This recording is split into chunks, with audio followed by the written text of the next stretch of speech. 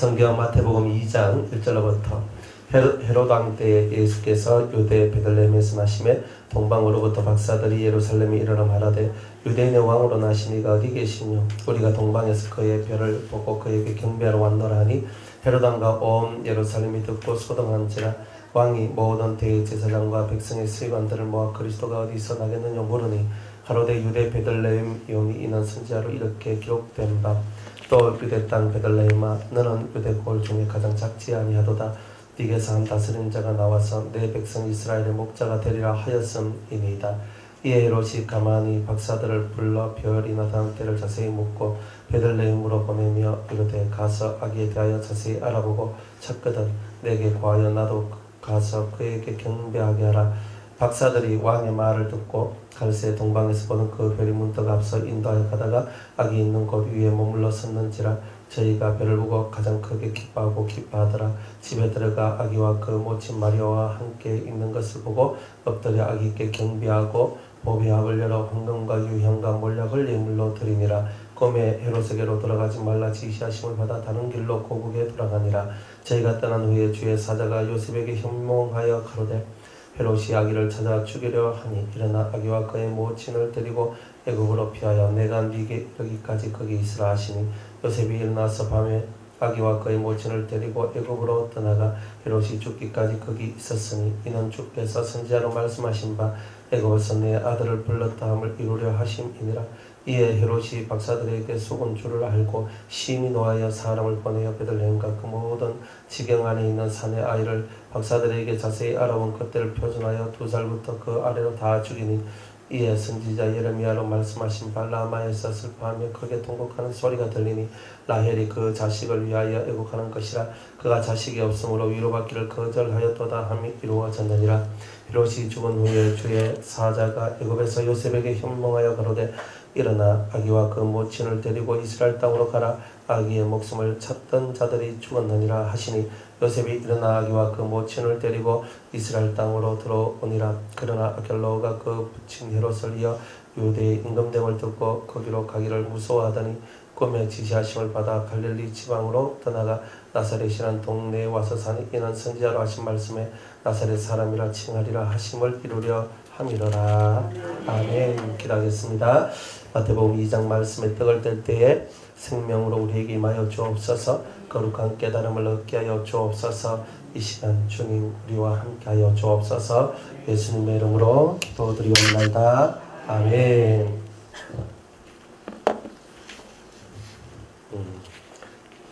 이제 마태복음 왕으로 오신 예수님, 우리에게 왕이 되신다는 게 어떤 의미인가? 이걸 우리가 깨달아야 되는 거죠. 그러니까 왕이 누가 왕이냐? 그냥 우리는 왕이 아니라 진짜 왕은 왕의 자격이 있어요. 왕의 자격이 있다는 것. 그러니까 그 자격을 어떻게 갖추고 또 그 왕 앞에 우리가 어떻게 나아가야 되는가. 이제 이 왕을 중심으로 한 스토리들이 벌어지고 있어요. 그런데 이 왕, 우리의 왕 예수님이 메시아로 우리에게 오셨는데 메시아로 오실 때 그냥 온 것이 아니라 언약을 타고 오셨다 그랬죠. 그러니까 항상 하나님은 말씀의 하나님이라. 그래서 그 언약 가운데서 언약을 성취하기 위하여 그리스도도 우리에게 보내셨다는 말이에요. 그러니까 항상 우리가 하나님께서 우리에게 뭔 말을 하든 말씀이 임하는 것보다 더 중요한 건 없어요. 왜냐하면 그 말씀이 곧 하나님이시기 때문에 그래요. 그러니까 말씀이 임했다는 말은 하나님이 내게 임하셨다는 뜻이에요. 그래서 말씀을 받은 자를 신이라 하였거늘 그랬죠. 말씀을 받은 자가 하나님의 아들이에요. 말씀을 받은 자가 하나님의 참 아들이다 이 말이에요. 그러니까 우리는 하나님의 말씀이 임하는 자가 되는 것, 이게 사실은 우리가 가장 중요하게 생각해야 될 부분입니다. 그래서 말씀이 임하는 거예요. 그래서 말씀이 우리 가운데 임하여서 우리에게 왕이 되어 우리 속에서 통치한다는 뜻이에요. 그러면 예수님은 우리 눈에 안 보이잖아요. 그런데 말씀은 우리 안에 살아있잖아요. 그런데 그 말씀이 나를 통치하면 내가 하나님의 통치를 받는다라고 말하는 거예요. 그러니까 내 안에 말씀이 거해서 그 말씀이 나를 통치하는 것이 내 삶이 될 때 이미 나는 천국을 이룬 자라고 말할 수 있는 거예요. 그러니까 여러분 안에 그리스도가 말씀을 통해 통치하시는데 이 통치가 얼마나 중요하냐. 그런데 이 통치가 이미 기록된 말씀을 통해서 이미 약속된 말씀을 통해서 우리에게 임하더라 이 말이에요. 그러니까 구약의 메시아에 대한 모든 예언들이 예수님을 통하여서 다 이루어지죠. 그러니까 성취되지 않는 말씀은 말씀이 아닌 거예요. 그러니까 다윗과 아브라함과 다윗의 자손 예수 그리스도의 족보 세계다 이렇게 시작되었지만 그 안에는 할례의 언약과 왕의 언약 두 가지 언약을 품고 그것을 이루기 위해서 왔다. 할례의 언약은 뭐예요? 죄 없는 세상을 만들기 위해서. 네, 이거예요. 그죠? 그러면 왕의 언약은 뭐예요? 죄 없는 세상을 통치할 자를 만들기 위해서 이런 거예요. 그죠? 그러니까 죄 없는 세상은 천년왕국이거든요. 천년왕국에 통치할 자를 만드는 언약. 이게 바로 아브라함과 다윗의 언약이다 이 말이에요. 그러니까 이런 것을 여러분이 깨달아야 되는 거예요. 이걸 못 깨달으면 천년왕국이라는 세계가 저 멀리 그냥 저 멀리 세계예요. 근데 실상 천년왕국이 지금 나로부터 시작되는 거예요. 나로부터. 여러분 이 심령 속에서 주의 나라가 시작되는 거. 말씀이 임해서 말씀이 통치하는 그 사람이 이미 그리스도의 왕국이 시작되었다 이 말이에요. 그러니까 이제는 이 왕국이 나만의 왕국이 아니라 가서 너희는 모든 족속으로 28장 끝에 가면 모든 족속으로 네가 이제 왕이 되었으니 네가 가서 모든 족속으로 제자를 삼아. 왕이 자기의 제자 새끼를 삼는 거예요. 자식을 삼는 거예요. 그러면 왕이 그죠? 너희는 가서 모든 족속으로 제자를 삼아 아버지 아들과 성령의 이름으로 세례를 주고 내가 너에게 분부한 모든 것을 가르쳐 지키게 하면 그죠? 하면 그 다음 뭐예요? 세상 끝날까지 말고 그게 중요한 게 아니야. 예? 볼지하다가 말고 제가 하고 싶은 말이 뭐겠어요? 그러면 왕이 된 내가 제자를 만들었는데 이 제자가 뭐가 된다는 거예요? 왕이 된다는 거예요. 그러니까 이런 세상이 나오는 거예요. 통치력을 가진, 즉 말씀을 갖고 말씀이 통치하는 그 사람의 세상이 만들어지게 될 것이다. 이런 거예요. 우리가 꿈꾸는 하나님이 꿈꾸는 진정한 나라는 하나님의 말씀이 주인되고 왕되어서 통치력을 발휘하셔서 그 말씀이 말씀대로 움직이고 그 말씀을 따라 우리가 움직여서 말씀이 그대로 이루어지는 그런 세상. 그게 바로 그리스도가 원하는 세상이요 하나님이 원하는 세상입니다. 그러니까 간단하죠. 제가 무슨 말을 했다. 자, 우리 지혜야 너 이거 해. 이거 하니까 싫거든요. 그러면 이건 뭐예요? 이렇게 되면 어떻게 되는 거야? 그죠? 제가 뭐 정목사님 이렇게 하세요? 아니요. 이건 뭐예요? 말이 통용되지 않는 거죠. 그럼 말이 통용이 안 됐단 말은 나와 너 사이 속이 단절됐다는 뜻이에요. 그러니까 여러분이 이 의미를 잘 깨달아야 돼요. 내가 이 말을 했는데 저 사람한테 통용이 안 되면 단절되는 거예요. 끊어졌다는 뜻이거든요.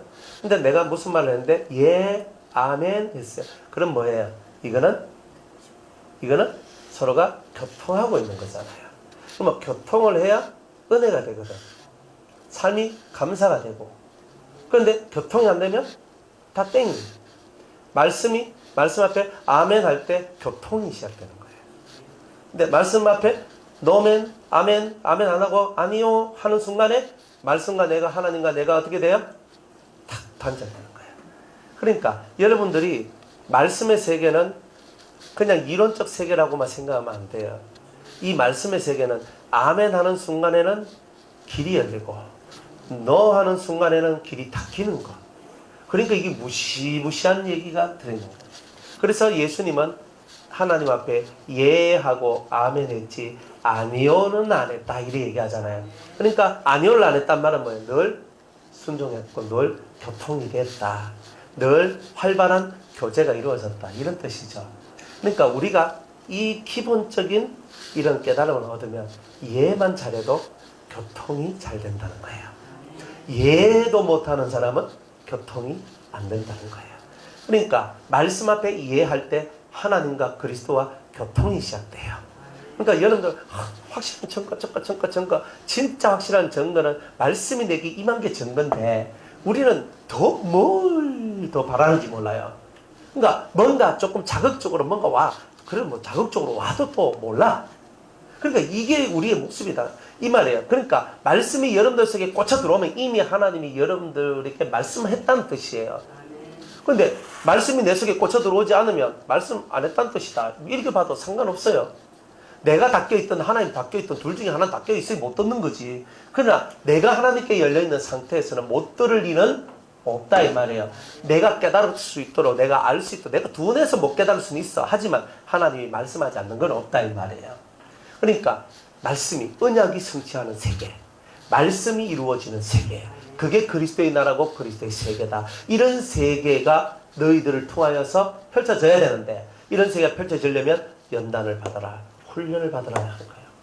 그러니까 육의 훈련, 마음의 훈련, 실령 훈련, 이런 훈련들을 통해서 여러분들이 이 속을 하늘의 것을 받아들일 수 있는 이 그릇으로 만들어내는 이 훈련을 잘 받으셔야 된다는 거예요. 이제 그런 얘기를 했어요. 그러면서 어제 이제 요셉 얘기를 하면서, 요셉은 의로운 사람이라 그랬잖아요. 의로운 사람이라. 진짜 의로운 사람이요. 나 같으면 때려잡았긴데. 근데 이 사람은요, 가만히 끊으려고 그랬어요. 성령으로 여자가 잉태됐다. 믿어요? 그거를 안 믿지? 그저 임신했는데, 그거는 뭐 볼 것도 없어, 그거는. 볼 것도 없는데, 성령으로 잉태되었대. 의의가 없는 거죠. 근데 이 사람은, 그럴 수도 있겠지. 가만히, 네 길 가고, 나는 내 길 가자. 자, 조용히. 우리는 저건 결혼 없는 거다. 없었던 얘기를 하자. 딱 했어요. 그런데, 밤에 주의 사자가 나타나요. 왜? 하나님이 일을 저질렀으니 하나님이 책임을 지시는 거죠. 하나님이 책임을 지시는 거예요. 그러니까 하나님이 책임을 지면서 뭐라고 얘기하냐면, 네 아내 데려오는 것을 무서워 말라. 사실 이 남자가 무서웠던 거예요.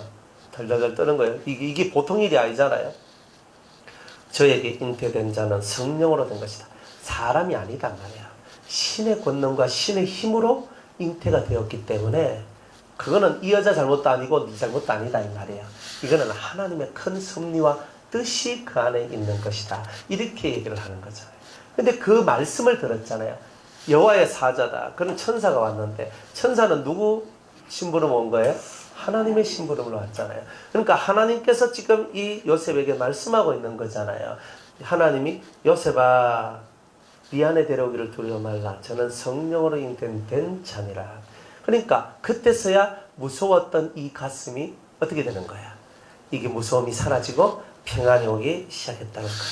그러면서 제가 아들을 낳았는데 이름이 예수라고 되었다. 이런 거에 다 가르쳐줘요. 이름의 뜻이 뭐예요? 구원이라는 뜻이거든요. 자기 백성을 저희 죄에서 구원할 자다. 그러니까 구원자가 네 아들이 될 것이다. 이렇게 얘기를 하는 거예요. 이 모든 일은 주의 선지자로 하신 말씀이 그대로 이루어지는 것이다. 그러니까 세세하게 가르쳐주죠. 여러분들, 계시라는 게 뭐예요? 여러분이 하나님으로부터 말씀을 받는다는 게 뭐예요? 이런 거예요. 그러니까 주먹구구식으로 해가지고 대충 뭐 이런 거야? 대충 이런 거야? 이런 게 아니에요. 하나님 말씀은 정확무하고 정확하고 확실해요. 그래서 이건 이거고 이건 이거고 이건 이러니까 너는 무서워 말라. 너는 두려워하지도 말고 네 아내를 데리고 와라. 정확하게 살이 이치 맞도록 믿을 수 있도록 정확한 메시지를 전달해 주죠. 모든 메시지는 희미한 게 없어요. 하나님이 우리에게 주신 메시지는 정확한 거예요. 근데 우리는 우리 자신이 영이 흐리다 보니까 하나님이 우리한테 쏴줄 때는 정확한데, 내려면서 우리가 여기 이 안개가, 시커먼 안개가 막 끼어 있거나, 아니면 허연 안개 끼어 있어가 오다가 굴절돼. 그래가지고 했는데 이렇게 들리는 거예요. 이런 식으로 들리는 거예요. 그러니까 그래서 여러분들 보고 영이 맑아야 된다는 이유가 있는 거예요. 영이 흐리면 주님이 내게 주시는 메시지가 내한테 똑바로 들려야 되는데, 내가 부정하거나 내가 흑암이 있거나 내가 좋지 않는 영의 상태에 있을 때는 그것들이 내한테 원래의 의미대로 들리는 것이 아니라 다른 의미로 들려지는 일 또한 발생되어질 수도 있다는 거예요. 이런 사건들이 나기 때문에 그래서 영은 맑아야 된다는 거예요. 자, 그래가지고 이래 왔어요. 와가지고 이제 2장 왔네. 2장이 오니까 예수님이 탄생하시는 얘기가 나옵니다. 자, 헤롯 왕 때에 예수께서 유대 베들레헴에서 나시네. 글쎄, 베들레헴이라는 이름 뜻이 뭐지요? 떡집. 떡을 만들어내는 떡공장. 이런 뜻이에요. 그러니까 예수님은 떡이죠. 예수님은 산떡이니까 떡공장에서 나와야 되죠. 떡집에서 나와야 되죠. 그러니까 예수님이 나시는 비밀도 그냥 나오는 게 아니라, 왜 미가서 5장 2절에 왜 베들레헴에서 나온다고 했겠느냐. 그러니까 그 베들레헴이 떡집이라는 뜻을 갖고 있어서 그런 거예요. 그러면 뭐냐면은 예수님은 떡이다. 그러면 예수님은 떡집에서 나신 분이다. 떡집에서 떡이 나오는 게 당연한 것처럼 당연한 거잖아요. 떡집에서 떡이 나오는 게 당연하다 이 말이에요. 그런 것처럼 떡은 뭐 하는 거예요? 먹여 살리는 게 이게 양식이 바로 떡이다 이 말이에요. 그러니까 우리의 양식으로 그분이 오신다 이런 뜻이거든요. 베들레헴에 오신다는 말은 나를 먹여 살려주시는 분, 나에게 양식을 주셔서 나로 일어서게 하시는 분, 생기를 돋게 하시는 분, 이런 의미가 이 베들레헴 속에 사실 다 들어있는 거예요. 그러니까 예수님은 떡 공장에 있다. 항상 떡집에 있다. 그러니까 항상 말씀의 세계 속에 항상 예수님이 존재하고 계신다는 것을 보여주고 있는 거죠. 자, 베들레헴에서 났는데 동방으로부터 박사들이 왔어요. 그 유명한 동방박사. 크리스마스만 되면 동방박사 세 사람 별을 하면서 옛날에 참 많이 불렀거든요. 예? 그래 동방박사 세 사람 막 별 따라와가지고 막 아기 예수께 그저 황금과 모략과 유향을 가지고 바쳤다고 막 그런 얘기 하면서 그 크리스마스 때 막 했단 말이에요. 그런데 이 동방박사가 뭐냐 이 말이지. 그죠? 동방박사가 뭔데 예수님을 만나러 올 수 있었을까 이 말이잖아요. 동방박사들은요 이방인을 예표하는 자들이에요. 그러니까 장차 앞으로 수많은 이방인들이 황금과 모략과 유향을 들고 예수님 앞으로 오게 될 것을 얘기하고 있는 하나의 거룩한 예언이에요. 또 두 번째로 예수님 앞에 온 자가 동방박사밖에 없어요? 또 누가 왔어요? 목자들이 왔죠. 목자들. 양치기들이죠. 앞으로 많은 목자들이 예수님 앞에 엎드려지게 될 것이다. 자, 이 말은 이제 예수님을 통하여 많은 목회자들이 나오게 될 것이고 그 목회자들이 예수님을 증거하는 그런 삶을 살게 될 것이다. 자, 이런 얘기들이 이제 사실 이 탄생 속에 담겨져 있는 뜻이에요. 자, 그런데 이 동방박사가 동방으로부터 이제 별을 따라 예수님을 찾아오게 돼요. 그래서 예루살렘에 가서 유대인의 왕으로 나신 이가 어디 계시며 우리가 동방에서 그의 별을 보고 그에게 경배하러 왔노라. 자, 이렇게 얘기를 합니다. 자, 첫 번째 스타트가 유대인의 왕으로부터 시작합니다. 자, 이 마태복음은 왕의 얘기라 그랬잖아요. 왕으로 오신 예수님 왕의 얘기인데 제일 먼저 예수님을 누가 왕으로 불렀냐면 유대인이 아니고 가까이 있는 가족들도 아니고 친척들도 아니에요. 일면식도 없는 동방박사들이 와가지고 유대인의 왕으로 나신 이가 누구냐 어디 계시냐라고 묻기 시작한다 이 말이에요. 그러니까 유대인들은 뻥 떠가 있는 거예요. 유대인들은 자신의 왕이 누구인지도 모른다는 거예요. 그러나 이방인들은 아는 거죠. 아는 거예요. 그러니까 우리가 사실 지금 우리가 유대인보다 훨씬 나은 거예요. 지금 유대인들은요 아직도 메시아가 오기를 기다리고 있잖아요. 우리는 이미 오신 메시아가 때가 되면 이제 우리에게 재림하실 주님으로 우리는 맞이하는데 이들은 아직도 초림의 예수를 기다리고 있는 거예요. 그러니까 얼마나 어리석어요.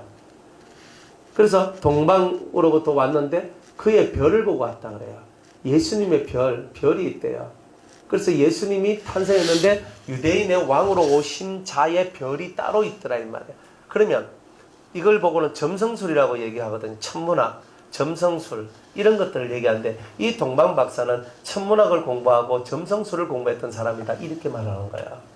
그래서 별을 봤는데 저기 어떤 큰 별 하나가 나타났는데 그 별이 움직이더라. 이렇게 움직이더라 이 말이에요. 근데 움직인다는 말은 뭐냐 하면은 그냥 움직인다. 별이 움직이는구나. 여러분들 별이 움직여요? 하늘 쳐다봐도 별이 움직여요? 잘 모르시는 것 같아요. 비 안 오는 날 하늘의 별을 쳐다보세요. 별이 움직이는가? 아무리 쳐다봐도 별이 움직이진 않아. 그러니까 별똥별 같고 유성 같고 혜성 같고 뭔가 별이 이렇게 움직이는데 그런 것 같지는 않거든요. 유성이나 혜성은 휙 하고 끝나는 거잖아요. 그런데 이놈은요 딱 서 있는데 별이 이렇게 움직여 가더라. 누구를 위하여?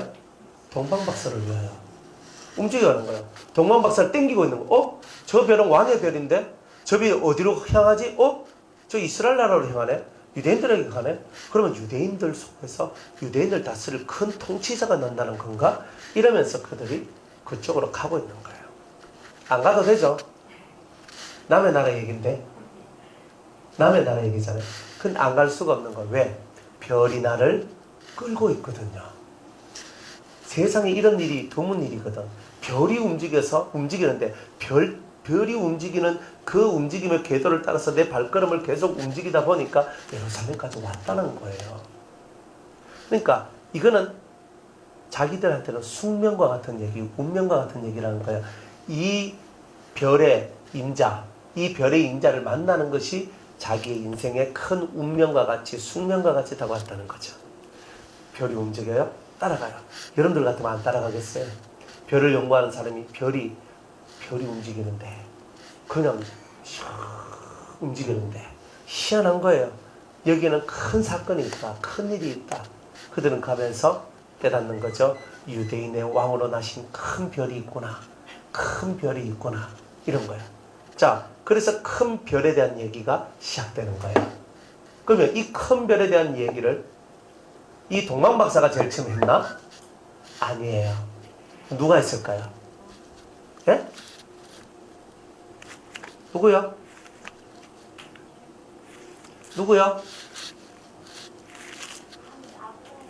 뭐라 했었나? 아브라함이요. 그거는 자손들이 별과 같이 많다는 뜻이고. 예?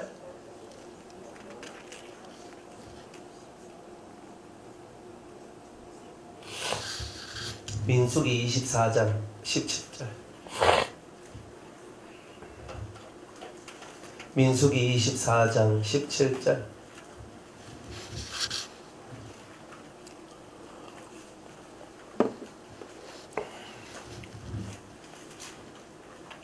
민수기 24장 17절. 네, 한번 다 같이 읽어볼게요. 내가 그를 보아도 이때의 일이 아니며 내가 그를 바라보아도 가까운 일이 아니로다. 한 별이 야곱에게서 나오며 한 홀이 이스라엘에게서 일어나서 모압을 이 편에서 저 편까지 쳐서 파하고 또 소동하는 자식들을 다 멸하리로다. 아멘. 발람이 예언을 하는데 네 번째 예언을 해요. 한 별이 야곱에게서 나오며 얘기를 해요. 별이 나온다 그러죠. 그러니까 이 별의 얘기가 사실은 발람을 통해서 이미 예견된 거예요. 예언이 된 거예요. 그러니까 별 따라 동방박사가 오는 게 그냥 만들어진 게 아니라 그 별로서 우리에게 나타나실 주님을 실제적으로 동방박사들한테 보여주었고 별을 따라가 보니까 진짜 큰 별이신 그 예수님을 만났다는 거예요. 이게 성경이에요. 그러니까 성경은 반드시 육으로도 이루어지고 영으로도 이루어진다는 거예요. 성경의 모든 예언이요. 그냥 영으로만 이루어지는 예언이 아니라 육으로도 이루어지고 영으로도 이루어진다. 그러니까 항상 육과 영의 두 개가 다 이루어질 때에 진상이 드러나는 거예요. 근데 하나만 드러났을 때는 진상이 100% 드러나지 않게 되어 있어요. 그래서 야곱에게서 한 별이 큰 별이 나는 거예요. 한 별이 나는 거예요. 그 별이 났는데 그걸 누가 봤어? 동방박사가 보고 쭉 따라와 보니까 그 별이 아니라 그 별이 바로 예수님이라는 것을 알았죠. 그러니까 이 동방박사는 얼빵한 사람이 아니라 똑똑한 사람이라는 거예요. 그런데 여기서 또 멈춰지는 것이 아니라 예수님이 자기 자신을 두고 말씀하셔요. 요한계시록 22장 16절 말씀에 나는 광명한 새벽별이다. 또 이렇게 얘기를 해요. 그러니까 자기 자신을 보고 광명한 새벽별이다. 광명이란 말은 뭐예요? 큰 빛을 갖고 있는 새벽별이다. 여러분들 새벽의 별이 지까지게 빛나봐야 얼마만큼 빛나겠어요? 태양만큼 빛나겠어요? 광명이란 말은 별에게 사용되는 말이 아니에요.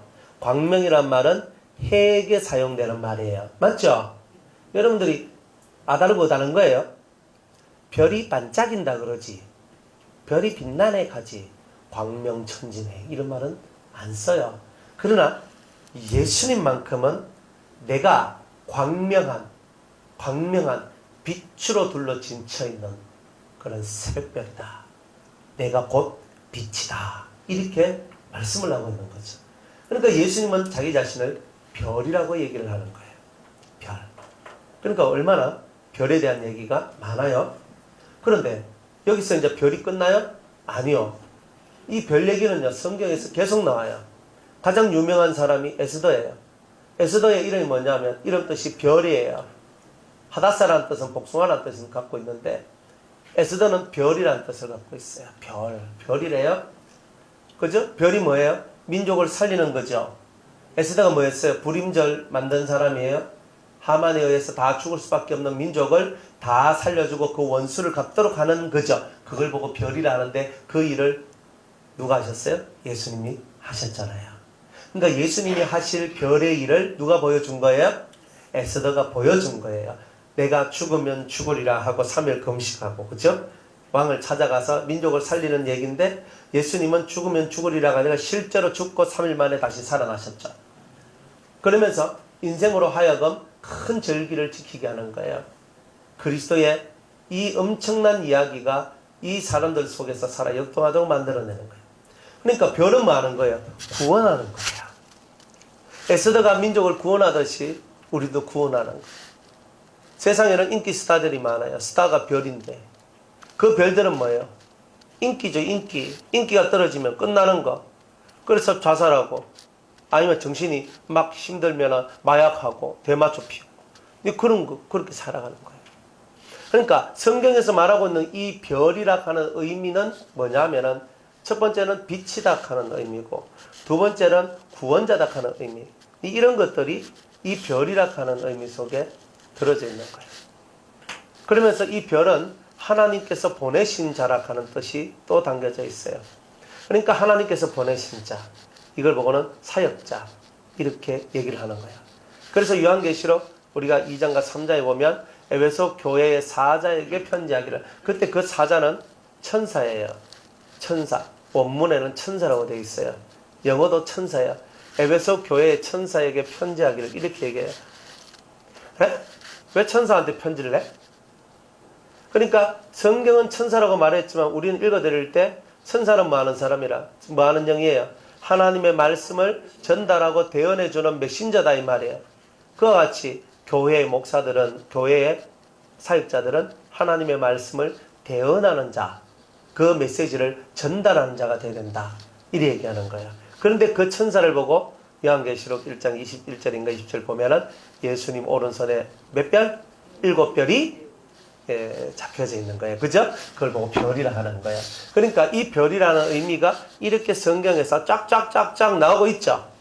그러니까 여러분들이 이 별을 생각할 때에 항상 광명한 새벽별 같은 예수님, 빛의 세계, 구원의 세계, 사역의 세계, 하나님의 메시지가 전달되어지는 그 세계가 항상 별과 연관되어져 있는 거예요.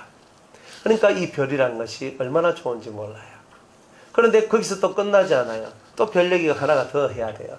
이 별 얘기가 나오는데 요한계시록 12장에 보면은 어떤 여자가 나와요. 해를 입은 한 여자가 달 위에 서 있는데 그 머리에는 12별의 면류관이 있더라. 이래 얘기를 해요. 그런데 별은 별인데 예수님 별은 한 별이잖아요. 큰 별 하나밖에 없는데 12별이 또 있대? 또 그 12별은 뭐예요? 12사도를 얘기하는 거겠죠. 별이 예수님이야. 한 별은 예수님인데 12별은 그의 제자가 12명인데 그 제자를 보고 12별이라고 얘기하는 거예요. 12사도들이 쓰는 면류관이 있더라 이 말이에요. 12사도의 길을 걸어가는 자들이 받는 면류관이 있더라 이런 뜻이거든요. 그러니까 이 성경에는요 이런 식으로 별에 대한 얘기가 계속적으로 확장되어지고 만들어지고 우리한테 찾아오고 있는 거예요. 그래서 저와 여러분들이 이렇게 유대인의 왕으로 나신 이가 어디 계시뇨? 그죠? 우리가 그의 별을 보고 왔노라 그랬죠. 그런 것처럼 우리들도 잘은 모르지만은 뭔가 하나님이 인도하시는 그 섭리 가운데서 우리가 움직여지고 있다는 것을 발견합니다. 여러분이 교회 오는 게 그냥 오는 게 아니고 예수 믿는 것도 그냥 예수 믿은 게 아니죠.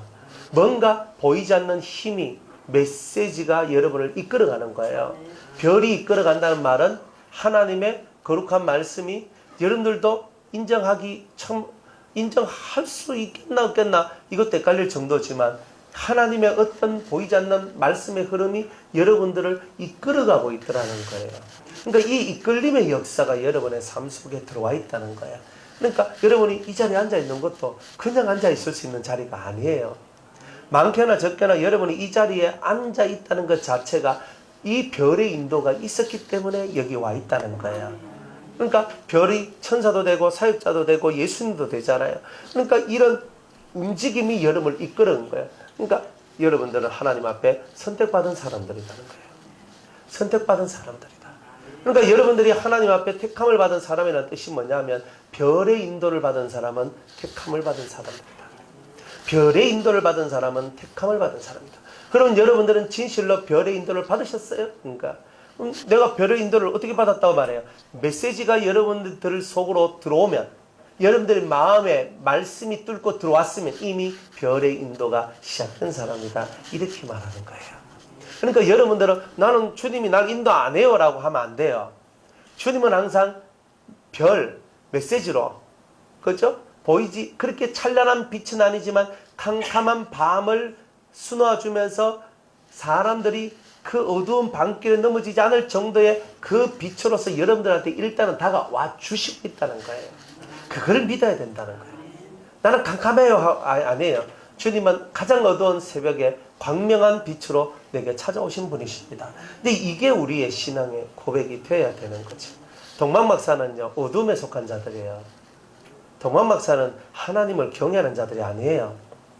그러나 별을 따라오다 보니 이거예요. 별을 따라오다 보니 말씀을 따라오다 보니 그 빛의 인도를 따라오다 보니 그가 그리스도 앞에 무릎을 꿇고 경배할 수 있는 사람으로 바뀌어지는 거예요. 그러니까 우리가 그 은혜 속에 있는 거예요. 그러니까 그거는 내가 잘나서 한 게 아니고 잘나서 한 게 아니라 전적으로 하나님의 은혜로 된 것이다 이 말이에요. 그래서 사도 바울도 자기가 이렇게 사도가 된 것이 다 하나님의 은혜로 된 것이다. 그러니까 은혜로 된 거예요. 그런 게. 그러니까 이 은혜로 우리가 이 끌림을 받아서 지금까지 이렇게 오게 된 것이다. 이 말이죠. 이제 이런 것을 얘기합니다. 그러니까 별을 보여준 것도 하나님이요. 별 따라가게 한 것도 하나님이요. 별 따라가서 예수님 만나게 한 것도 하나님이요. 모든 것이 시작부터 끝까지 하나님이 개입하지 않는 것이 없더라 이 말이에요. 그러니까 이 개입하지 않는 것이 없는 이 은혜가 여러분들 속에 있다 이 말이에요. 그러니까 이 별을 따라와서 이제 아기 예수께 경배하는 사람이 되었다 이 말이죠. 동방박사가 경배하듯 우리들도 경배한 자가 되었다 이 말이에요. 그러니까 이런 경배의 은혜가 이제 저희들 삶 속에 들어왔다. 동방박사에게 들어온 것은 곧 저와 여러분에게 들어왔다는 거죠. 자, 그런데 이 세상은요 유대인의 왕으로 오신 이를 찾아야 안 찾아야? 안 찾아요. 지금 이 이스라엘의 왕은 누구예요? 헤롯이잖아요. 헤롯은 마귀를 상징한단 말이에요. 그러니까 마귀기에 뭐야 이 세상의 왕이 내가 아니고 또 다른 게 있다고? 그러면 어떻게 돼요? 이제 핍박이 나고 고난이 시작되는 거잖아요. 그러니까 이런 얘기다 이 말이에요. 그러니까 여러분들 속에 유대인의 왕으로 나신 이가 여러분들 속에 임하시면 당연히 세상이 여러분을 핍박하는 거예요. 헤롯이 2살 이하의 애들을 다 잡아 죽이죠. 사내 아이들을. 그런 것처럼 씨를 말리는 거예요. 다 죽여버리는 거예요. 언놈이 메시아고 언놈이 왕이고 언놈이 내 대신해서 왕이 될 건지 나 몰라. 그러니까 다 죽여버리는 거예요. 그게 권력이라는 거예요. 무서운 얘기죠. 그런데 마귀는 실상 그렇다. 진짜 우리 안에 생명으로 오실 주님이 우리 안에 거하기 전에 그 씨 자체를 없애버리는 일을 하는 게 마귀가 하는 일이다 이 말이에요. 그러니까 여러분들이 말씀을 듣지만 말씀이 여러분들 속에 뿌리 내리기도 전에 말씀을 죽여버리는 거예요. 그게 길가에 떨어진 씨, 말씀의 씨의 모습이다 이 말이에요. 그러니까 말씀이 떨어지기도 전에 말씀이 우리에게 잉태되기도 전에 죽여버리는 이런 일. 그러니까 은혜 받을 때는요. 은혜 진짜 깊게 은혜 받으려고 할 때는 항상 시험이 오고 여러분들이 은혜를 받지 못하도록 하는 그런 일들이 항상 벌어진다는 것을 알아야 돼요. 이 시대의 헤롯 왕이 따로 있다니까요. 그때 시대의 헤롯 왕은 2살 이하 애들 다 잡아 죽였는데, 이 시대의 헤롯 왕은요, 여러분들 속에 있는 아기 예수를 잡아 죽이려는 거예요. 아직 자라지 못한 예수, 아직도 성장하지 못했던, 성인이 되지 못한 예수, 힘도 없고 능력도 없는 그 예수, 그 말씀을 죽이는 거예요. 하늘의 밀이 땅에 떨어졌어. 껍데기가 썩어가 나중에 커가 이제 많은 열매를 맺잖아요. 맺기도 전에 그걸 죽여버리는 거예요. 땅에 떨어져 썩어지지 아니하도록 죽여버리는 거예요. 이제 그런 일을 하는 게 마귀다, 이런 거예요. 자, 그래서 헤롯 왕과 온 동네가 난리가 나는 거예요. 예수님이 그 세상에 한번 들어올라 하면 집이 발칵 뒤집히는 거는 당연한 거죠. 안 그래요? 아니, 이 성경이 이렇게 얘기하잖아요. 예수님이 들어오는 집은 다 뒤집힌다니까요. 다 뒤집혀요. 제가 아는 장로님이 있는데, 그 장로님 고향에 친구 권사님이 계시대요. 그 권사님이 처녀 때 제가 결혼한데 불신 남편을 사랑해서 결혼을 했대요. 자기가 들어가서 죽을 고통을 겪었대. 내가 이 집에 선교사로 파송되었습니다. 아주 자신만만해 갔거든요. 선교사로 파송되었습니다. 그래 열심히 했는데 30년이 걸리니까 이제서야 다 예수를 믿더라, 이리 얘기해요. 몇 년이요? 그래, 그걸 장로님이 보고, 아따, 참 오래 걸린다. 예수 하나 믿는데 30년이 걸리는 거예요. 예수 하나 믿는데. 아들이 믿고 딸이 믿고 남편이 믿고 누가 믿고 믿는데, 이 믿음으로 하나가 되기까지 30년이 걸린 거예요. 그것도 신앙 좋은 걸 만들어내는 게 아니라 이제 예수 믿고 믿음으로 하나 되는 거 만드는 게. 그러니까 이 예수의 세상이 가정마다 각 사회 처소마다 예수의 생명이 퍼지려고 그러면 얼마나 많은 희생과, 그분이 얼마나 많은 희생과 기도와 눈물과 이것이 필요했겠냐 이 말이에요. 중도 포기하지 아니하고 끝까지 가는 거예요. 아버지요 도와주소서, 아버지요 도와주소서. 30년 걸려 했대요. 제가 그 얘기 듣고, 그렇지, 저게 바로, 저게 진짜 불신 속에서 살아나오고 불신을 뚫고 나오는 그 기간이 그렇게 되는 거구나. 근데 이게 거의 다 비슷해요. 최소 20년에서 30년이에요. 그래야 겨우 예수 믿어요. 이런 사건이에요. 그러니까 거기에서 내가 완전히 승리하면 그 밑에 때에서 좋은 것들이 한 개씩 나와요. 샘플, 그죠? 아주 샘플로 좋은 신앙인들이 하나씩 나와요. 그러니까 당대에서 좋은 신앙, 그 다음 때에서 좋은 신앙, 그 다음 때 좋은 신앙, 이렇게 되면 얼마나 좋아요. 근데 그렇지는 않거든. 그래서 이 동방박사 와가지고 유대인의 왕으로 왔다는 소리를 들으니까 헤롯과 온 궁궐이 뒤집어집니다. 그래서 왕이 모든 대제사장과 백성의 서기관들을 모아 그리스도가 어디서 나겠느냐 물은, 자 여기는 뭐예요? 유대인의 왕으로 나신 이 하는데 헤롯은 누구라고 지목해요? 그리스도라고 지목을 해요. 유대인의 왕이란 말 안 쓰죠. 아, 이스라엘의 메시아 구원자가 날 것이다 라는 것, 이거를 직감했던 거예요. 왕은 내인데 내 말고 또 다른 왕이 있나? 옛날에 내가 저 제상들하고 얘네들 하는 말 들어보니까 이 유대인들한테는 메시아가 온다 그랬는데 혹시 그 그리스도가 아닐까? 지금 이게 막 대단히 자기의 권력과 정치 생명에 큰 영향을 주는 일이 벌어지고 있는 거예요. 그랬더니 이 대제사장들과 서기관들이 말을 하기를, 유대 땅 베들레헴아 너는 유대 고을 중에 가장 작지 아니하도다. 네게서 한 다스리는 자가 나와서 내 백성 이스라엘의 목자가 되리라. 이 베들레헴에서 우리의 목자 메시아가 난답니다. 성경의 예언은 이렇게 되어 있습니다. 그래가지고 이제 자세히 물어보면서 그 메시아를 처단할 궁리를 하게 됩니다. 자, 그러면서 각자 헤어져요. 돌아갈 때 메시아 만나고 경배하고 돌아가면 나한테도 살짝 얘기해라. 그럼 나도 가서 경배할 테니까. 경배는 무슨 경배예요? 잡아 죽이려고 하는 거지. 그러니까 이쪽 세상도 모략이고 이쪽도 모략이에요. 선의 세계도 모략이 있고 이제 악의 세계도 모략이 있는 거예요. 그래가지고 박사들이 왕의 말을 듣고 갑니다. 동방에서 보던 별이 그 문득 앞서 인도하여 가다가 봐요. 인도하여 가다가 그 다음에 악이 있는 곳 위에 머물러 섰는지라. 악이 있는 곳에 머물러 딱 서서 빛을 쫙 비춰주는 거예요. 그러니까 이 사람들이 기가 막히는 거죠.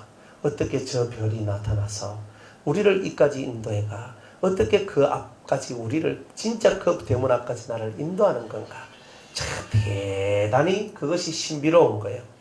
자, 저희가 별을 보고 가장 크게 기뻐하고 기뻐하더라. 엄청나게 기쁜 이야기가 나옵니다. 자, 그래서 예수님을 만나러 집에 들어갑니다. 집에 들어가 아기와 그 모친 마리아에 함께 있는 것을 보고 엎드려 아기께 경배하고 보배압을 열어 황금과 유향과 모략을 예물로 드리니라 얘기합니다. 자, 우여곡절 끝에 선 넘고 물 건너 바다 건너셔 와가지고 예수님 만났다 이 말이에요. 만났는데 그냥 예수님 만날 수 있어요? 있지 안 그래요? 아니 멀리서 왔는데 뭐 너무 멀리서 오다 보니까 아무것도 준비 못했어요 하면 통과되는 거 아니에요? 그런데 이분들은요, 만날 줄 믿고 길 떠나기 전에 이미 황금과 유향과 몰약을 준비했던 거예요. 꼭 자기들 보침 속에 집어넣고 다니면서 내가 저 별의 주인을 만나면 이 예물을 드리리라. 예물을 드린단 말은 그가 나보다 더 높다는 것을 인정하는 거잖아요. 박사들이요, 인정 안 합니다. 내가 최고인데, 내 똥굴 따익하고 사는 사람들인데. 이 사람들이 세상 학문적으로 대단히 깊게 들어간 사람이고, 그 시대에 대단한 역량을 가진 사람이 있을 수도 있는 거예요.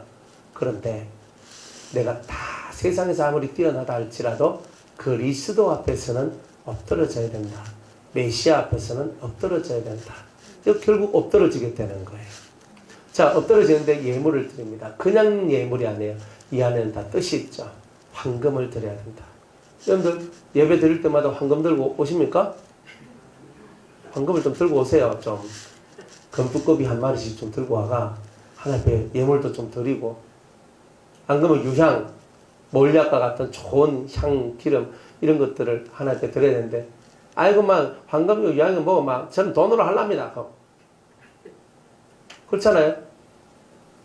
그러면 이 말이 뭘 뜻하는 거냐? 황금이라는 것은 연단받은 믿음만이 예수 그리스도 앞에 바쳐질 예물이다. 이제 이런 뜻이에요. 여러분들이 연단을 받는 거거든요. 앉아있는 것도 연단이에요. 일어서는 것도 연단이에요. 집에 가 있는 것도 연단이에요. 회사 가도 연단이에요. 이걸 해도 연단이에요. 연단은 훈련이라고 그랬죠. 훈련을 통해서 나온 믿음이 중요하단 말이에요. 그러니까 여러분들이 무릎 꿇고 예배 드린다. 무릎 꿇고 한번 예배 드려봐요. 막 15분만 지나면 이제 말씀이 귀에 안 들어와요. 막 여 밑에 무릎이 아파서 죽겠다 이렇게 하고 있는데 지금 정신이 밑으로 자꾸 쏠리거든요. 30분 정도 지나면요. 막 아파 죽어요. 1시간 못 있어요. 정말 물을 탁 끓고 탁 해가 집중해가 2시간 3시간 있을 수 있다. 이 사람은 진짜 훈련된 사람이에요. 이런 훈련을 받아야 되는 거죠. 그리고 믿음도 우리 믿음을 계속 단련시키는, 이런 환경 속에서도 내 믿음이 꺼지지 않는 거, 이런 어려움 속에서도 내 믿음이 땅으로 꺼지지 않는 이런 훈련들을 바꾸면서 자기 믿음을 지켜나가는 그 힘을 가진 그 믿음, 그 변치 않고 그 요동하지 않는 그 연단을 받은 그 진실한 믿음만이 예수님께 드릴 예물이다 이 말이에요. 이런 예물을 여러분이 드려야 돼요.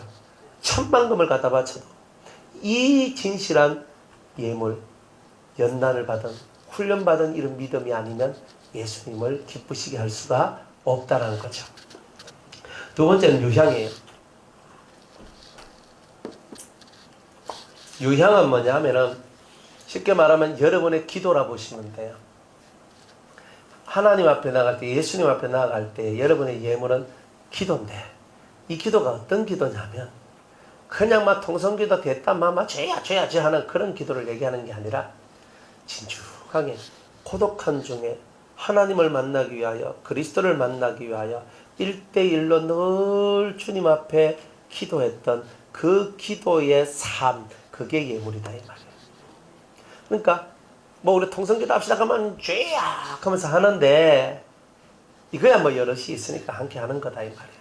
그러나 나 홀로 조용히 여러분들이 정말 그 예수님 만나고 싶어서 그 하나님 만나고 싶어서 주님 하면서 이 마음을 쭉 이렇게 올리는 거예요.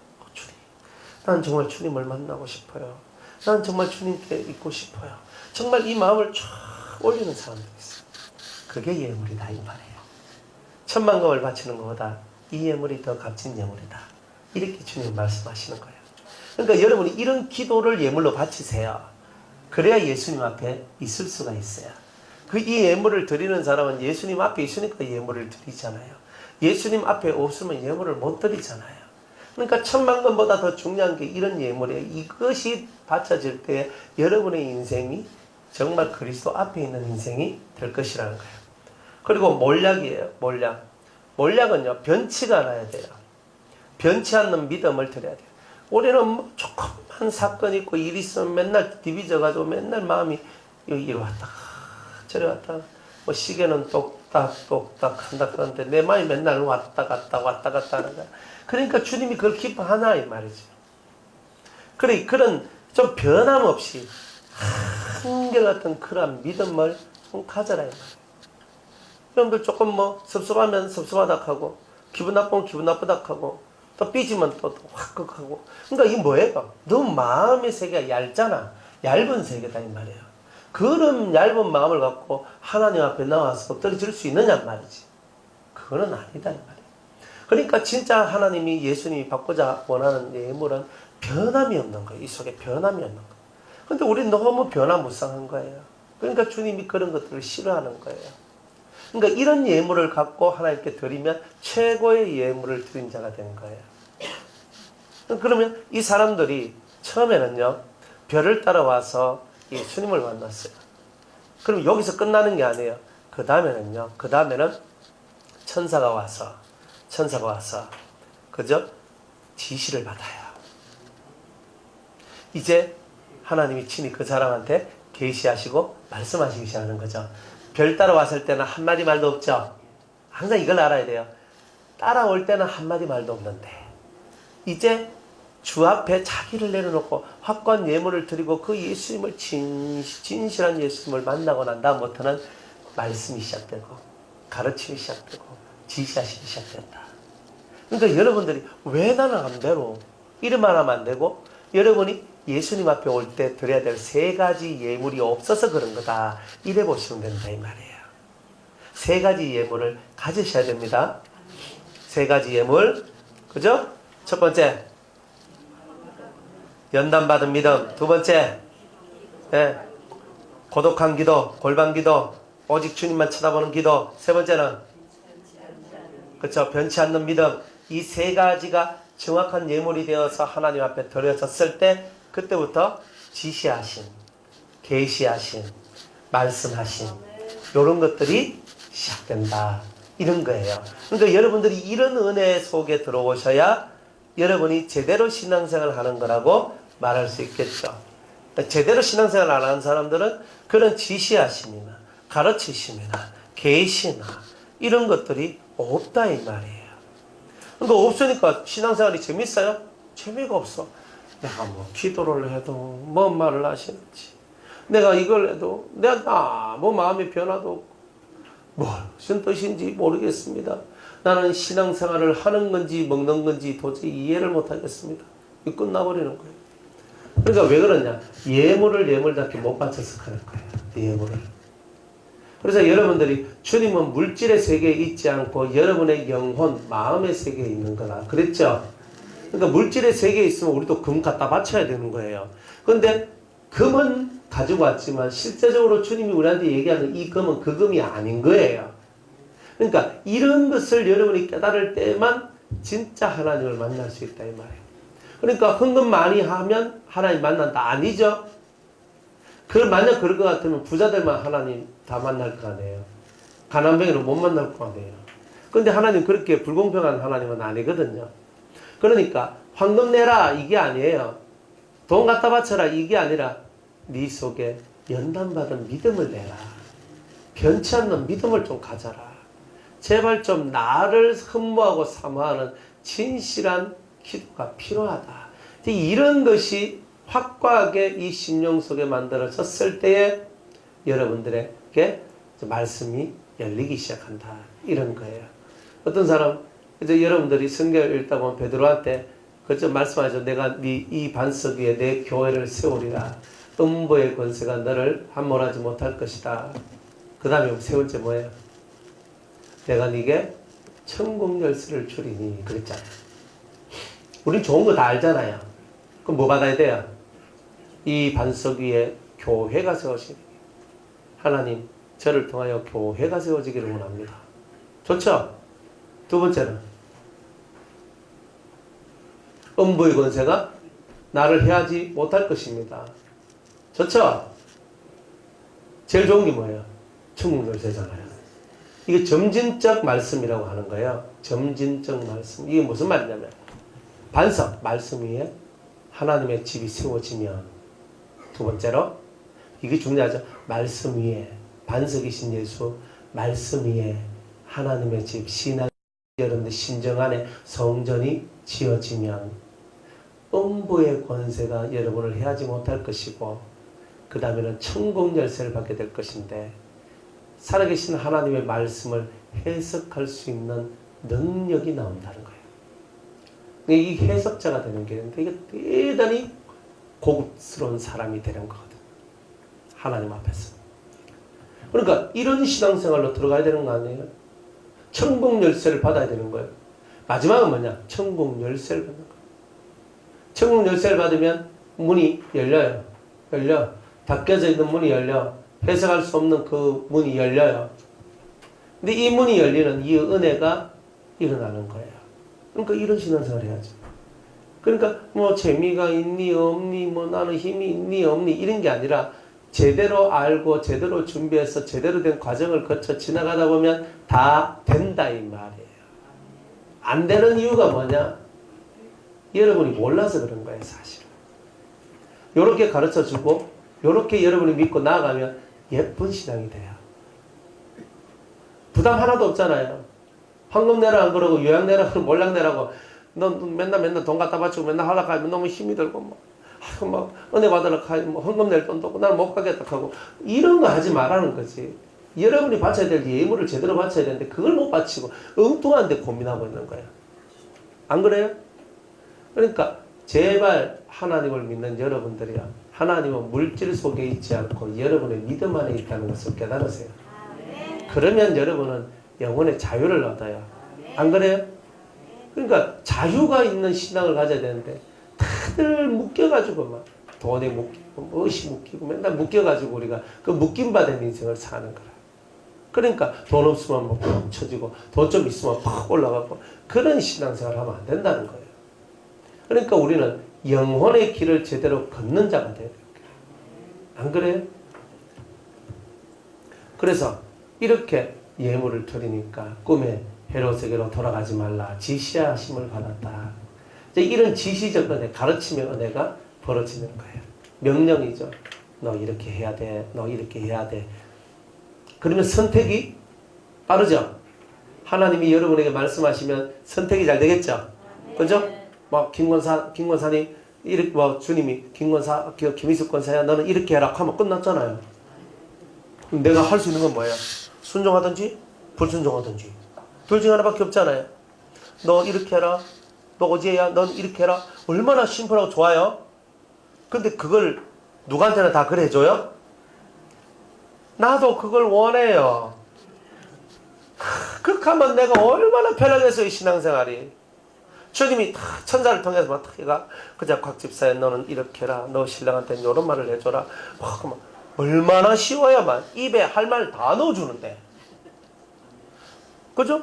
너는 오늘 누구를 만날 것인데 너는 오건사를 만날 것인데 오건사 만나면 이 말을 해줘라. 얼마나 좋아요. 그러니까 이런 지시하심을 받는 신앙생활이 있다니까요. 근데 그걸 못하는 게 여러분이 뭘 못해서가 아니라 이 세 가지 예물을 하나님께 못 드려서 하는 거라니까. 그러니까 이것만 드리면 여러분들은 확실하게 지시하심을 받는 자가 된다.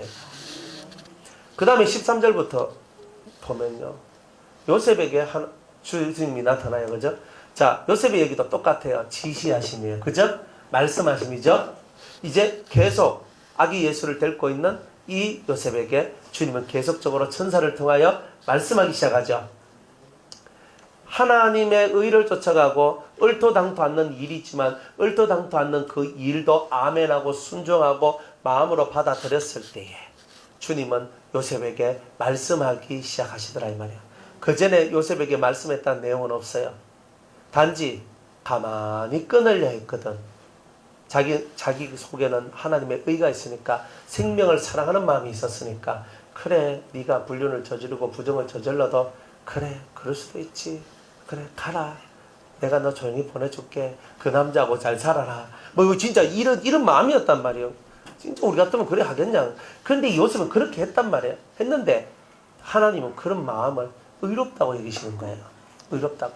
그래 네가 인간으로 이해할 수 없는 일, 그런 것이 왔다 할지라도, 네가 인간적으로 생각해봐도 이거는 심각한 문제라 할지라도, 그러나 네가 나를 믿고 네가 나를 따라왔으니 내가 이제부터는 시시건건 내가 너 안에 있는 아기 예수를 지킬 수 있도록, 너 안에 있는 너의 아들 예수를 지킬 수 있도록 내가 이제부터 말씀하리라, 이래 얘기합니다.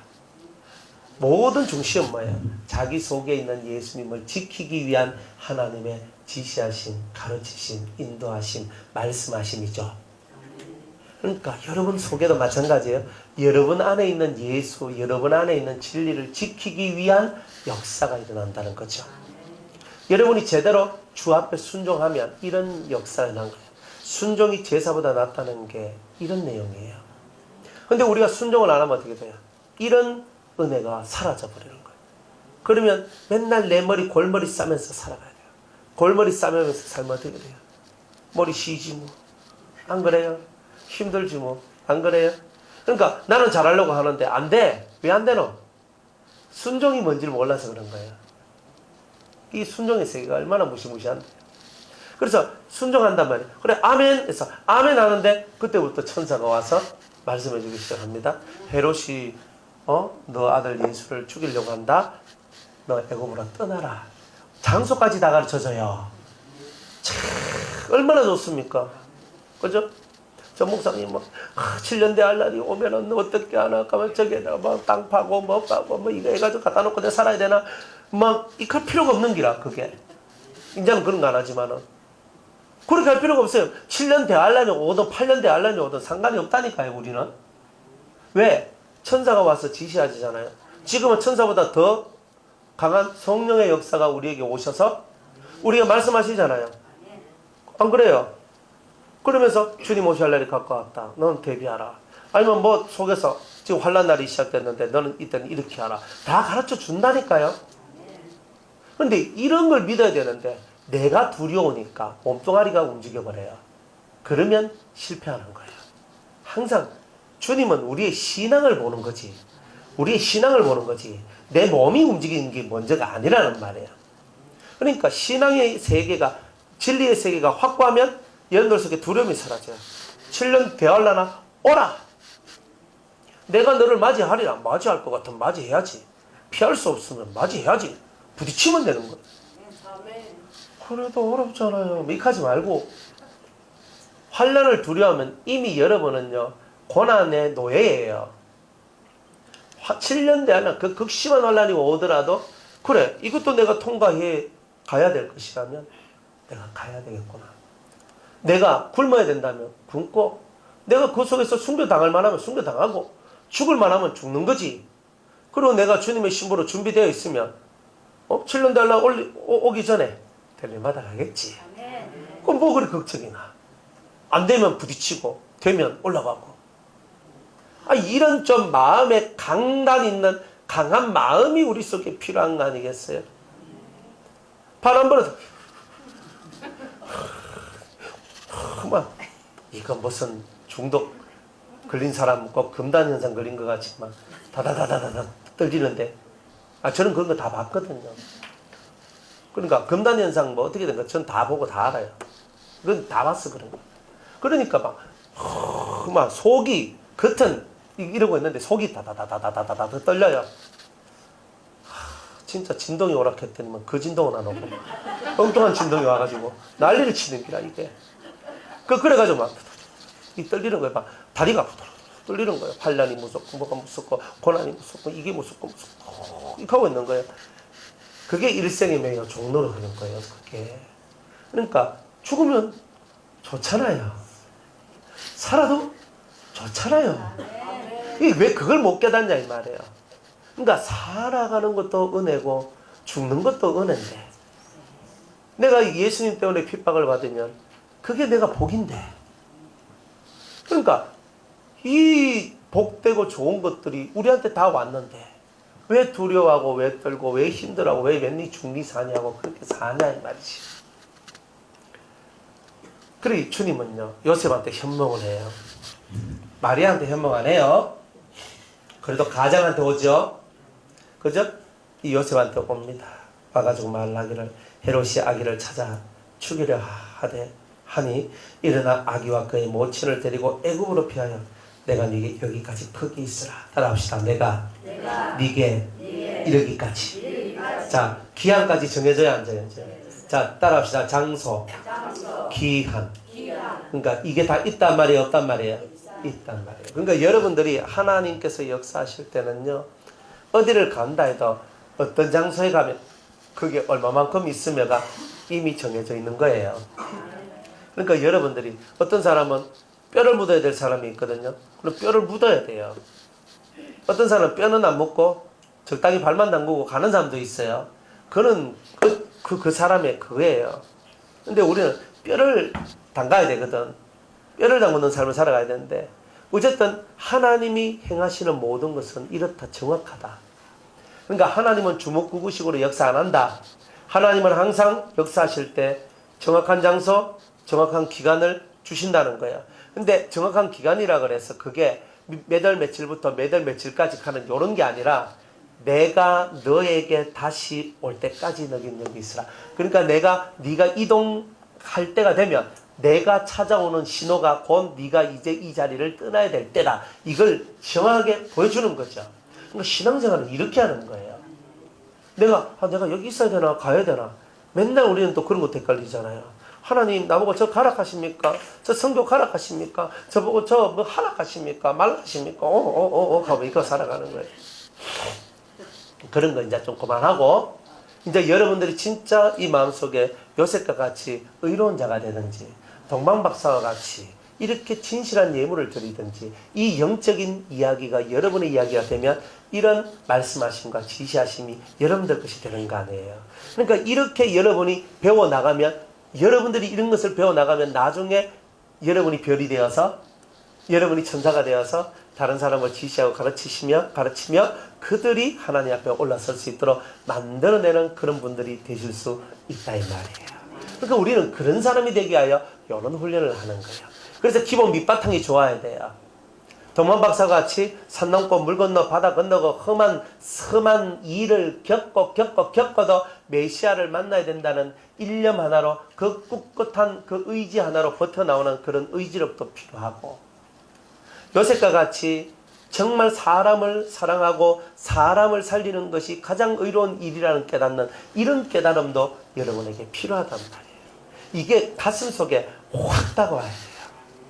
그죠? 사람 하나 살리려면요 한 사람이 죽는 고통을 해야 돼. 해산하는 고통을 해야 한 사람이 살아난단 말이에요.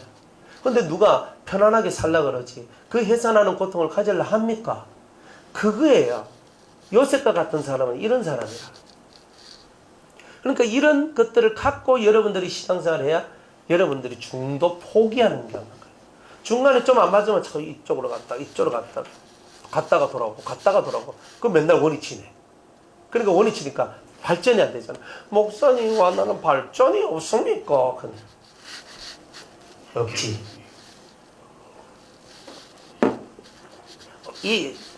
다른 데 뻗어나가면 안 돼요. 죽어나잖아. 바람이 불어도 앞으로만 가야지. 안 그래? 태풍이 불어도 앞으로만 가야지. 그러니까 그래야 앞으로 가야 배도 안 깨지고 진보하는 거예요.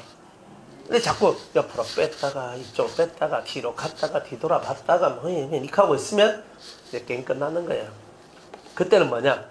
아무리 이쪽으로 가도 뭡니까? 다시 일로 와야 되니까 가는 시간, 오는 시간 걸리고 힘 빠지고 돈 쓰고 노력했는데 숲으로 들어가고 이어서 돌아와서 이제 또 새로 시작. 그럼 다른 사람은 여기 있어요? 저기. 내가 저 사람 보니까 너무 멀다. 내가 언제 따라가노? 이게 나오는 거야. 그러니까 또 속에 자신감이 또 생겨야 안 생겨요? 아휴. 이러면서 또 푹 쳐져요. 그러니까 이런 것들이 자꾸 반복되면 여러분들이 자꾸 힘이 빠져나가게 되는 거예요. 그러니까 한결같이 이거예요. 한결같은 마음이 필요해요. 사람과 사람도 한결같은 마음이 필요해요. 이 한결같은 마음만이 우리를 아름답게 만드는 거예요. 여러분들이 진리를 만났어요. 그죠? 진리를 만났으면 이 진리가 얼마만큼 가치가 있는가. 이게 딱 빨리 깨달아져야 돼요. 그러면 내가 이거 올인할까 말까. 내가 이거 얼마만큼 내가 빠져들어가야 되나. 이게 계산이 돼요. 계산이. 그러니까 신앙은 철저하게 모략. 계산을 잘해야 돼요. 돈 계산은 안 해도 되는데 요 계산을 해야 돼요. 이 계산을 잘해야 돼요. 잘하면서 여러분의 인생을 만들어가는 거예요. 그래 진리의 영이 임하시면 진리의 영은 모략의 신이에요. 진리의 영이 임하면 이제 이 계산이 시작되는 거예요. 영적 계산이 돼요. 와우, 이제부터 영적 계산을 하는 거예요. 지금 내가 하나님 앞에 이렇게 하고 이렇게 하기 위해서는 내가 세상에서는 이렇게 하고 내 마음은 이렇게 하고 이런 것을 구별해서 여러분들이 모략을 세워서 하나씩 만들어가는 거예요. 그게 신앙생활이에요. 그러니까 껍데기 그냥 여러분들 머리통 굴려가면서 하는 그런 것이 아니라 신의 역사를 통해서 신적인 권능을 갖고 여러분의 마음과 몸이 움직여지는 이런 세계가 만들어지는 것. 이게 진짜 신앙생활이다 이 말이에요. 이제 이런 신앙생활을 저와 여러분들이 하면 이제 내가 네게 이르기까지 너는 거기 있어야 된다. 그죠? 그래서 헤롯이 죽기까지 애굽 땅에 있었는데 주께서 선지자로 말씀하신 바 애굽에서 내 아들을 불렀다. 어디에서? 애굽에서 내 아들을 불렀다. 그런 거예요. 성경대로 호세아서에 있는 말씀대로 그대로 이루어지는 거예요. 그러니까 모든 것이 그냥 되어지는 것이 아니라 말씀의 움직임을 따라서 이 약속된 예언된 말씀을 따라서 모든 것이 움직여지더라 이런 거예요. 항상 이걸 깨달으셔요. 여러분들도 그냥 세워지고 그냥 움직이는 게 아니라 하나님께서 여러분에게 이미 말씀을 미리 부어주셨을 거예요. 여러분들한테 내가 너에게 이렇게 하리라. 내가 너를 이렇게 인도하리라. 내가 너를 뭐 어떻게 하리라. 이런 것이요. 여러분들한테는 없을 수가 없어요. 있는데 그거를 기억지 못하고 생각지 못하고 옛날에 누가 예언이라도 그런 예언을 내한테 한 게 있단 말이에요. 틀림없어요. 그게 거의 다. 당신은 이렇게 될 것이다 하는 내용을 한 번은 듣게 돼 있어요. 여러분들이. 그러니까 일평생 나 한 번도 못 들었습니다 하면 죽실나게 기도 안 했다. 죽실나게 찾아다니지도 않았다는 뜻이거든. 조금이라도 찾아다니고 조금이라도 기도하면요. 하나님이 여러분에게 말씀하시는 그 말씀의 세계가 틀림없이 한 번은 열리게 돼 있어요. 그러니까 그때 들렸던 그 말씀이 이루어지는 거예요. 제가 29살 때 예언을 받았단 말이에요. 그 예언이 뭐냐? 너는 사도 바울과 같이 이랬거든요. 사도 바울과 같이 온 세상을 다니면서 이제 이 진리를 전파하게 될 것이다. 29살 때 제가 그걸 받았어요. 근데 29살 때 받고 지금 20년이 돼 가는데 무엇이 제가 봤을 때 몇 년 전만 하더라도 그 예언이 생각나지도 않아. 그리고 그렇지 뭐 쓰실라 하면 쓰시겠지 이랬거든요. 근데 이제 딱 돼 이제 그 예언이 저한테 돌아와서 한 20년 가까이 돼 가니까 이제 뭔가가 열리기 시작하는 거예요. 그만큼 제가 그 예언이 이루어질 수 있을 만큼 제가 성장했어야 하는 거예요. 그걸 몰랐던 거지. 내가 성장해야지만 이 예언이 이루어지는데 내가 성장하지 않았으니까 이 예언이 이루어지지 않는 거였구나. 근데 이제는 성장해서 때가 차니 이제 하나님께서 외국으로도 이제 저를 보내실 이제 그 스탠바이 준비를 하고 계시는구나. 이제 그런 거죠. 그러니까 또 이 말하기는 싫지만 외국 나가기 전에 열심히 들어놓으세요. 또 외국 나가면 또 뭐 최소 2주는 걸리잖아요. 근데 2주도 너무 짧잖아 사실은. 그러니까 여러분들이 열심히 하시고, 예, 그러니까 저처럼 여러분들을 리드하고 이끌어 갈 수 있는 그런 사람들이 좀 나와줘야 되겠죠. 아멘. 여러분이 그렇게 되셔야 되겠죠. 아멘. 그래 제가 쏘가지가 편하겠죠. 아멘. 그죠? 예, 그런 거예요 사실은. 그래야 제가 마음 놓고 뭘 해도 제가 어딜 가도 제가 다 하고 하죠. 그래 하는데 이거는 뭐 물가에 내놓은 애같이 저 뭐 내가 2주만 지나면 이거 오건 사람이 후회될까 싶어가지고 제가 2주를 못 넘긴다. 그래가지고 이런 것이 있단 말이야. 그래 여러분들도 강해지고 성장하셔야 돼요. 성장해야 더 큰 나라를 만들어요. 그러니까 저는 잡아놓을 수가 없어요. 제 사명이 한 자리에 앉아있는 사명이 아니거든. 그러다 보니까 하나님께서는 저를 통해서 이렇게 펼쳐나가기를 원하시는데, 그러니까 여러분들이 성장 안 하면 못 떠나잖아요. 그러니까 나는 목사님 계시기 위해서 저는 성장을 안 하겠습니다. 또 이런 엉터리 같은 얘기 하면 안 되고, 저를 대신해서 설교도 하고 기도에도 인도하고 그죠? 신방도 하고 상담도 하고 할 수 있는 사람 은사에 따라서 여러분들이 그렇게 하면 되는 거예요. 지금은 견집하시는 거예요. 때가 되면 여러분들이 부족한 게 좀 있더라도 하면서 다 실력이 자라나고 하면서 뭐가 다 돼요. 제가 다 그래 해봤어요. 해보니까 못한다 그래도 하락하고 시켜놓고 뭐 하다 보니 하더라고 다. 그러니까 뭘 못하고 자시고 이런 게 뭐 있노? 안 해석하지. 대표기도도 안 시키게 안 하는 거지. 그죠? 한 사람만 제가 계속 곽집선 오늘 대표기도 하세요? 내일 대표기도 하세요? 그 다음 또 대표기도 하세요? 이래가지고요 한 달만 시켜버리면 저분은 처음에는 막 덜덜덜거리다가 이제 그때부터는 그래 당연히 대표기도 해야지. 그게 이제 익숙해지는 거예요. 언제든지 시켜라 내 할 수 있다. 딱 이렇게 나온다니까요. 그러니까 사람들은 익숙해지지 않아서 두려운 거지 익숙해지면 두려운 것이 없는 거예요. 그러니까 항상 그걸 깨달으라 이 말이에요. 그러니까 두려워하지 말고 습관이 안 됐고 익숙해지지 않아서 그런 거니까 내 습관만 제대로 만들면 되는 거구나. 이렇게 하면 된다 이 말이에요. 그러니까 여러분들이 빨리 성장하기를 원해요. 이 성장 올라가야지 그죠? 그러니까 좀 올라오기를 원해요. 말씀도 그저 탁 이렇게 하는 것들도 여러분 제가 하는 이런 설교들이 이거는 설교 원고적으로 하는 게 아니기 때문에 영을 여러분이 받지 않으면 못하는 설교들이니까 이런 영을 받아야만 하는 설교인데 여러분이 제 영을 안 받고 어떻게 이런 설교를 하겠어요? 뻔할 뻔치 아닙니까? 근데 제 영을 받으면요 딱 올라서 마이크 딱 잡으면 다 돼요. 저는 안 됩니다. 무슨 그런 소리 하고 있노? 그런 건 없어요. 다 됩니다. 여러분들이 뭐 진리의 영 받았다 뭐 대언의 영 받았다 뭐 그거 언제 써먹노? 집구석에 처박혀 있는데 써먹을 일이 있어요 그게. 그러니까 나와서 마이크 잡아봐야 역사를 하는지 안 하는지 알잖아요. 사람 만나서 말씀을 전해봐야 대언의 영이 역사하는지 통달의 영이 역사하는지 알 거 아니에요. 입구 다물고 하고 있는데 무언 영이 뭐 어떻게 역사하는지 우야노? 써먹어봐야 알지.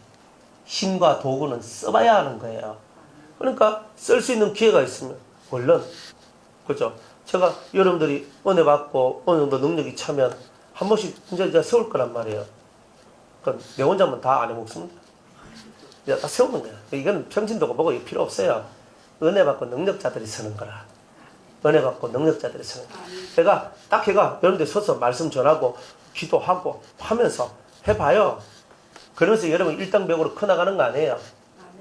여러분들이 한 교회의 주인처럼, 한 기도원의 주인처럼 딱 서가지고 할 수 있는 그런 멘탈이 좀 있어야 되는 거예요.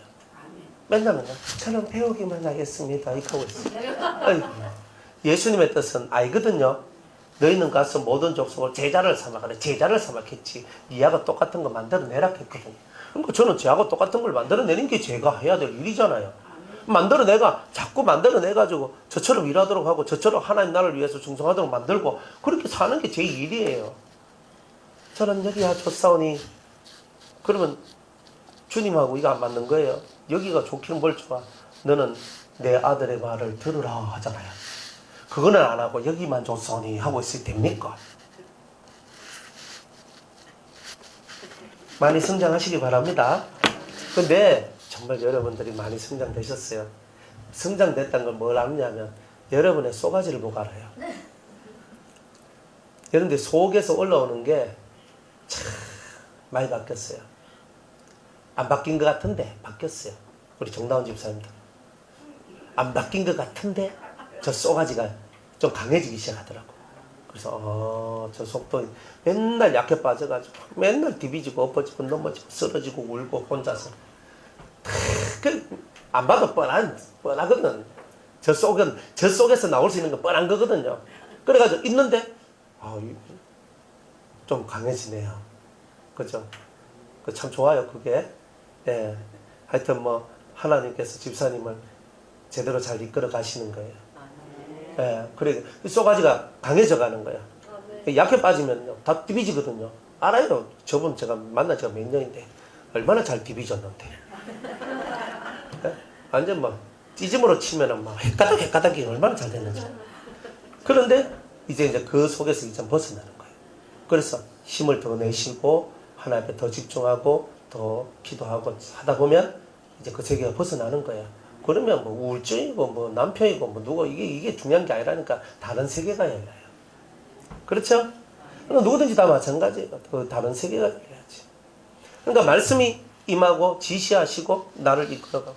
근데 이게 아주 FM대로 여러분들 삶 속에 싹 이끌려 가다 보면 여러분들이 다 사역자고 여러분들이 다 주의 일꾼들이고 여러분이 다 주님의 동력자가 다 되는 거예요. 저는 뭐 주의 일 안 합니다. 주의 일 안 한다는 말은 뭐예요? 나는 하나님 나라 백성 아닙니다 하는 말하고 똑같은 거예요. 목사가 되란 말이 아니에요. 주님을 위하여 일을 하는 자는 일을 하는 것이 내가 받은 은혜를 만분의 1이라도 갚는 거 아니에요. 그러니까 주님 주 앞에 내가 받은 은혜가 큰데 조금이라도 갚아야 될 거 아니에요. 안 그래요? 그러니까 그런 마인드를 갖고 여러분이 살면 뭐든지 다 할 수 있어요.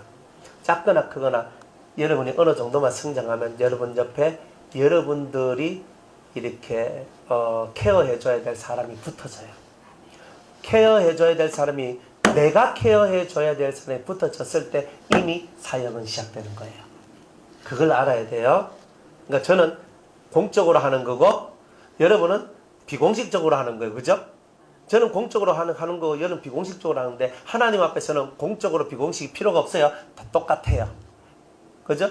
물을 주는 자나 씨를 뿌린 자나 다 똑같아. 열심히 한 거에 따라서 수확이 다를 뿐이에요. 그러니까 여러분들이 꼭 막 목사님이니까 뭐니까 이런 거 아니에요.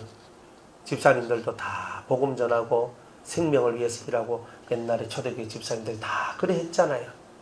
그러니 잘 준비하셔서 잘 정말 훌륭한 주의 일꾼들 가정도 살리고 여러분들 주위에 있는 모든 주위에 있는 사람들을 살릴 수 있는 그런 빛의 사람으로 성장해야 되는 거 아닙니까? 아멘. 지금은 견지 속에 들라나 이 들다나야 돼요. 자꾸 끄집어내면 부정타요. 그러니까 속에 자꾸 들다 놓고 채워서 이 속이 영이 확 불피는 날이 와요. 그러면은 이게 안 말라요. 안 말라요. 제가 오늘까지 수없이 설교를 하고 살아가는데 안 말라요. 성령의 역사 막 그렇게 일으키고 살아와도 안 말라요. 그러니까 안 그러면 막 하잖아요. 몸은 어쩔 수 없어. 몸은 딘 거예요. 이건 몸은. 그러니까 내 마음만 같으면 몸도 얼마나 좋겠나 싶은데. 근데 마음은 참 좋은데 이 몸은 이걸 자꾸 쓰고 하니까 이게 병들고 뭐 이거 하드웨어가 맨날 꾸게 돼가지고 안 좋더라고.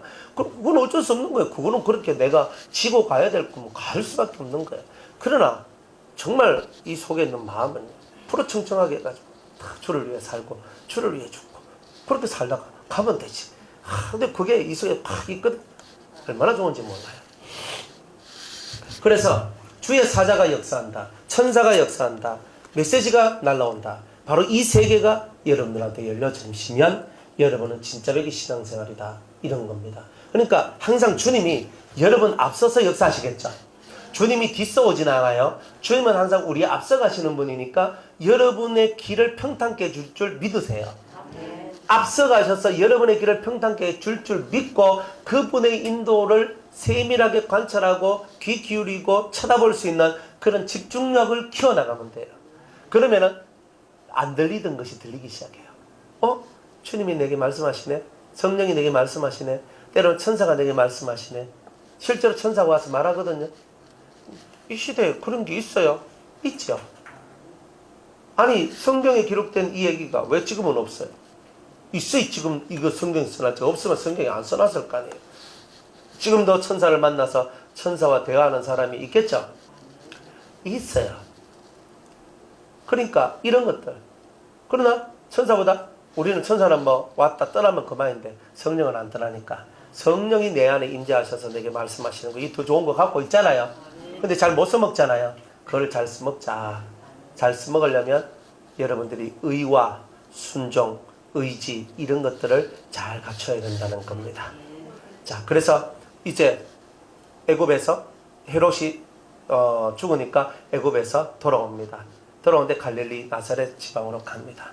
그 아들 아켈레오가 그 헤롯의 아들 아켈레오가 왕이 되어서 그쪽으로 갑니다. 그래서 그곳에서 나사렛 예수라는 이름이 시작되는 거예요. 이거는 뭐냐면은 베들레헴 예수라 하면 그리스도가 드러나는 거예요. 그러니까 하나님이 감추어내는 거예요. 그리스도를 예수님이 때가 되기 전에 자기가 드러나지 않도록 감추어내는 거예요. 그래서 나다나엘이 나사렛에서 선한 것이 날 수가 있느냐? 나사렛에서는 메시아가 안 난다. 바로 그게 뭐냐? 하나님이 감추어 놓은 거예요. 왜? 때가 될 때까지 그를 만나기 전까지 그를 알 수 없도록 은폐시켜 놓은 거예요. 그게 비밀이에요. 이런 것들이 하나님의 큰 스토리 속에서 일어나고 있더라 이 말이에요. 그러니까 여러분들 인생 속에서도 주님이 눌러놓고 감춰놨을 때는 아무리 찾으려 해도 찾아지지가 않아요. 보여지지도 않아요. 그런데 때가 되면 뚜껑이 딱 열리거든요. 이게 딱 나오는 거예요. 이게 신앙생활이에요. 그러니까 이런 신앙생활도 있다 하는 것을 여러분이 알아야 돼요. 지금 당장 내가 드러나기를 원하지 마세요. 지금 당장 예수님이 베들레헴 예수로 되쁘면 골치 아픈 거예요. 크기도 전에 죽잖아요. 하나님의 보호막이 나사렛이에요. 그래서 나사렛 예수가 되신 이유가 바로 그런 데 있는 거예요. 그러니까 지금 당장 여러분들이 베들레헴이 아니고 베들레헴 예수인데 나사렛 예수라 할지라도 베들레헴이 아니지만 속은 베들레헴이고 겉은 나사렛이었던 거예요. 요게 중요한 거잖아요. 그래서 이런 부분들을 잘 깨닫고 여러분들 신앙생활 할 때 여러분의 뜻대로 원대로 되지 않는다 할지라도 지금은 나사렛이지만 내 속은 베들레헴으로 준비되자. 이런 마음으로 항상 준비되어 나갈 때 여러분들 속에 하나님의 큰 은혜의 역사가 계속적으로 움직이게 될 겁니다. 자, 여기까지 한다. 저녁에 3장 합니다.